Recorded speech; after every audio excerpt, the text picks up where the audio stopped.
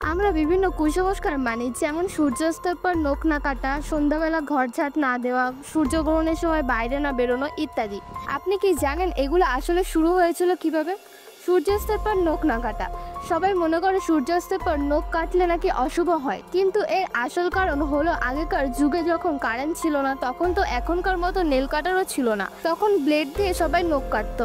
তো রাতে অন্ধকারে যাতে হাত বা আঙুল না কেটে যায়, সেই জন্য সূর্য অস্তের পর বারণ করা হতো নখ কাটতে। সন্ধ্যাবেলা ঘর ঝাড় দেওয়া উচিত না কেন? এটির কারণও অনেকটা একই। আগেকার যুগে সন্ধ্যার পর এতটা আলো ছিল না, তাই যদি ঝাড় দিতে দিতে কিছু দরকারি জিনিস বাইরে চলে না যায়, সেই জন্য বারণ করা হতো। সূর্যগ্রহণের সময় বাইরে না বেরোনো। এটির আসল কারণ হলো সূর্যগ্রহণের সময় বাইরে বেরোনো খারাপ না, কিন্তু গ্রহণের সময় সূর্যের দিকে তাকানো খারাপ। সেই জন্য কোনো ব্যক্তি সরাসরি না বলে শুধু এতটুকুই বলেছে যে সূর্যগ্রহণের সময় বাইরে বেরোনো যাবে না।